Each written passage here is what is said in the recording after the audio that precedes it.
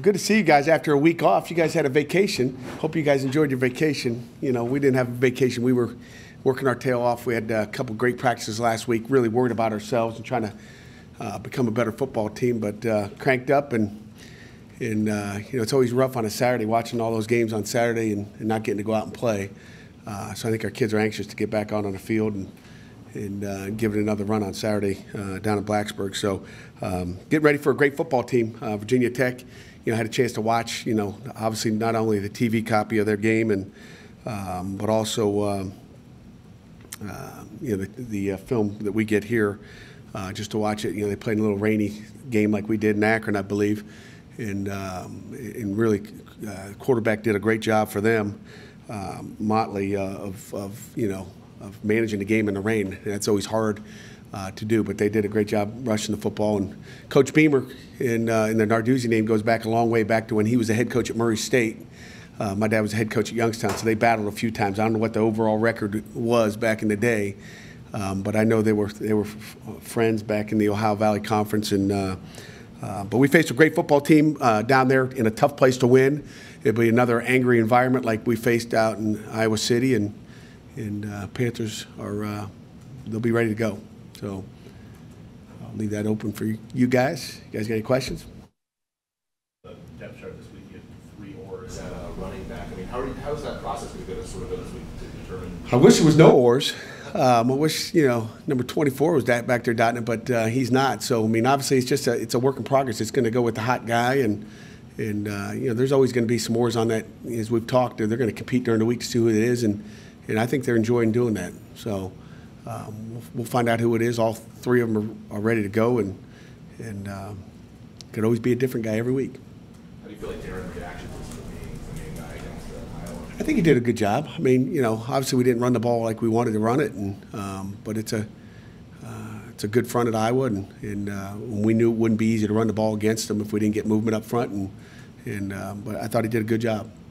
Matt, what did your self-scouting show you about the run game last week? That it wasn't good enough. I mean, you know, we're obviously missing some guys up front, and you know, you're missing, you know, a great tailback that can make people miss, and you're playing with some guys that don't have a lot of experience back there. That's what's going to happen. But they got to get better, and we got to keep pushing forward. But you know, we've got to run the ball more effectively. And when you look at it and you evaluate yourself, it's, you know, we got to get movement up front again. Alex Officer and Artie Rao got to get movement on the 3 techniques and the nose tackles up front, and that's going to be key. And with this aggressive front that Bud Foster has, it's not going to get any easier as we move through the ACC conference. They're very active inside. You know, 2 of their best players are those 2 guys inside. So, you know, we focused on that last week, and hopefully we'll see some dividends come Saturday at noon. What's Reggie Mitchell's status? I think Reggie's back ready to go. I think Reggie's back, and he practiced last week, and I think he's feeling better every day, and so we'll be able to utilize him if needed. What have been your impressions of Brian so far in the first few games? You know what? He's very athletic. I mean, you know, I think he's going to be a tremendous offensive tackle. Obviously, he's still green, he's still young, he's still learning, and you know, he's going to continue to get better. But I like what we have there with him. It's a guy that obviously maybe, you know, pass protects better than he run blocks. You know, he's still a little light in the tail for an offensive tackle, but you know, I like what he gives us there. And you know, when you look at Jared Jones being out and bringing a guy that, you know, moved from tight end to go in there and replace him, I'm happy with what he's done. He's had a great attitude, and he's given us everything he's got. That's all you can ask for. You say he's better at pass blocking than run blocking. Is that unusual for a young lineman? Probably, you know, again, when you look at it, you look at why. I mean, he's a former tight end, so he's got good feet. So he can get in front of people, and we'll need that this week against those defensive ends and some of the pressures, the Bear defense that we'll see out of Coach Foster. So he's very athletic, and he's light in the feet, but he doesn't have that power behind him yet. He still get that tight end power playing at tackle, really, and that comes with time. That doesn't come overnight. You know, Coach Andrews done a great job, but you know, we're doing it the natural way, I guess, right? You know, he's done it the right way, and he's done a nice job. Have you changed up the reps at quarterback all this week? Nate and sort of? Yeah, we changed him up a little bit. And again, Chad's still getting his reps, and we'll have a package for him. And he rushed for 118 yards, I believe, against him last year, and hopefully we can get him loose a little bit this year as well. Does Bookser's skill set lend itself to a guard or a tackle? Where do you think? I think he can do both. I mean, I think he's learning both, and nice thing is he's a swing guy that can do both, and that's tip your hat off to him as far as mentally just being able to pick up both those. Those aren't easy to do, but I think he can do both, and he's competing in it to be the guy at both those spots too. So he's a guy that's got a little bit more power, but maybe isn't as good a pass protector. So which one do you need? And what was it about Nate that sort of separated him from Chad and this sort of competition you had going on? I guess you just look at the stats and you look at what they did when they're on the field, and and again, Nathan started off and threw 2 picks, and you go darn. One of them was in the end zone, which was a nice play by the defender, but we'd like to keep the ball out of there, but he's trying to make a play, and then Chad came in, didn't have a whole lot of success moving the football team down the field, and that's got to be part of it. It's got to be shown on the field, and that's is it what Nathan did or maybe what Chad didn't do? Is it the opportunities? And again, we're still going to find out. It's still a work in progress, but when you couldn't run the ball effectively against a good Iowa defense, you had to throw it, and Nathan did a good job at finding Tyler Boyd and Scott Orndorff and the guys that he needed to in situations and converting on 4th down when he's out there. How valuable was it playing in an environment like Iowa, and can that make you more comfortable playing in what should be a similar environment? Yeah, I think it'll make our kids, certainly more comfortable. I mean, our kids were cranked up. Our kids, I think, enjoy that atmosphere and embrace it, and I think they'll enjoy it this week too.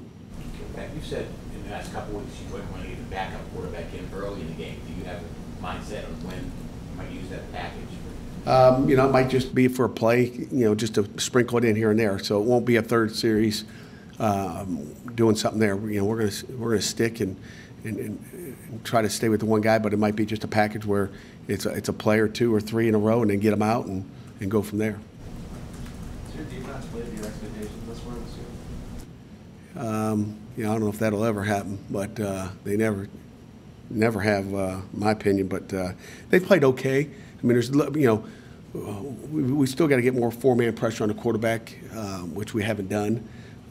They've been solid, and we just got to keep getting better. But when you're on the field with 44 seconds left to go, you expect them to step up and be tough enough and resilient enough to stop them and not give them a yard and go 3 and out, 4 and out, or end it with a pick or a turnover. And we didn't do that. So, as a defense, you embrace the opportunity to go on the field and win the game at the end when you're out there. And we didn't do that the last outing, and we'll have more opportunities. Worked a lot of 2-minute last week of just trying to, both offensively and defensively, trying to get that cleaned up.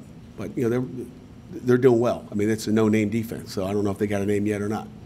You feel like Nate's relationship with Coach Chaney coming into this season has sort of helped him and get comfortable in his starting job? I don't think so. I mean, it's so long ago. So long ago, I don't think it played a part in it, really. I think everybody gets along with Coach Chaney really well. I mean, he's just a very personable guy that the kids have, I think from the O-line, tight end, receivers all, enjoy being around him. So I don't think that has a factor. Prior to this season, what have your interactions been with Frank Beamer? Just with our time down the ACC meetings, I mean, he's another legend. I mean, you had Kirk Ferentz last week, and then you got Frank Beamer. You got, these legendary coaches that you're playing against, and but he's just a class act, from everything I understand, and happy to go play against him. Would you like to be coaching in your 70s? I don't know. We'll see. I'll play that by ear, see how my body feels. What have you learned about yourself as a head coach these first few weeks? Nothing at all. I don't know. I mean, it's coaching. It's no different. I really haven't, I learned that you guys, question if you call a timeout and try to freeze a kicker. That's about it. I learned from you guys. I don't know. I don't learn a whole bunch. Just one day at a time. You mentioned it was tough to watch on Saturday without having a game. How valuable was that time you guys had with 5 games this month? How valuable was that time? Just last week, just having that time to have practice. You know, sometimes it helps you, sometimes it hurts you. You never know. I mean, just by sitting idle. You know, just my wife will tell you I'm miserable just sitting at home because you know you're watching them play and you don't get to go play, and you know it's always miserable in an open week when you come off a loss because you got 2 weeks to sit with it as opposed to a week, and you want to get right back to work and correct it and bring your team back. But but it's been good for us fundamentally. I think it's been good health-wise as long as we continue to stay healthy through the week of practice, and so I think that'll benefit us. But it'll be a long stretch of 9 more games to go where you don't get an open week. So, but I think our kids will be fine. Did you watch any? I mean, the stuff you watched on Saturday. Do you have any idea of what the league looks like at this point? It hasn't been a great non-conference schedule for the league as a whole. I mean, it's still Florida State, and then everybody else sort of. Yeah, I really don't look at that. I mean, we're focused on Pitt and Virginia Tech, and we'll worry about that. We just take it one game at a time and really haven't focused. I mean, I think that once you get into the ACC play, you'll start to, to see where things lie. But until you start to play these guys in the conference, who really knows? And who knows who all these teams are? It seems there's a lot of parity out there in the country when you look around and see, an ACC versus a Big Ten. I guess last week or 2 weeks ago, and some of the non-conference games that are still going on. I mean, so we'll find out when the ACC play starts. With Virginia Tech, how different is their offense with Motley versus what you expect coming into the year when they grew the quarterback? It's a little bit more run. I mean, Virginia Tech's going to be, they're averaging, 205 yards rushing and 250 passing, so they're going to get their yards.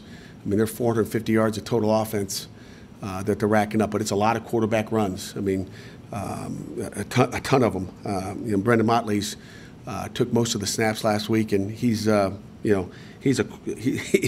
He's a big, physical-looking guy that can throw the ball as well. A lot of play-action pass, but I mean, they're a power run team. You're going to see power run from about 50 different ways. I mean, they run it out of, they're going to line up an empty and motion a guy in the box and run some type of power. They got different ways of running it every week, but they're going to try to spread you out and run a Frank Beamer power offense. Beamer offense used to be lined up in 2 backs and run the power at you. Now they're just doing it by spreading you out with a quarterback run. So, we're going to have to play physical. We're going to have to be sound our gap alignments and assignments and be physical with him. If he wants to be a runner, then we're going to treat him like a tailback. But he's a big load, and he's gained a lot of yards. I think he's their leading rusher as well, or second leading rusher, one or the other. But he's a guy that you got to stop, and it's always tough when you're facing a power offense, and they got your backers out of the box. It's usually not the case, but they run more power than I've seen really any team in the last several years run at a different way. So they're a big power, power counter team. The depth chart this week, Jordan's in there as the starter in the safety spot. That's sort of what you envisioned for him. I mean, from when you first see him and see him progress to this point. I never tried to put that pressure on a kid. We probably could have started him in the first game of the season, but I didn't want to do that to him. I told his mom the same thing. That's a lot of pressure to put on a kid. I never envisioned him being the starting safety come week 2 or 3, but he's really just progressed. Very intelligent, and again, he's picked up the game of football and really what we're doing defensively. So, he's running with it, and I know Pat Amar and Javante Pitts and all those guys are still practicing hard trying to get it back. And we used them. I think we used them all last week at Iowa, and we'll probably proceed to do the same.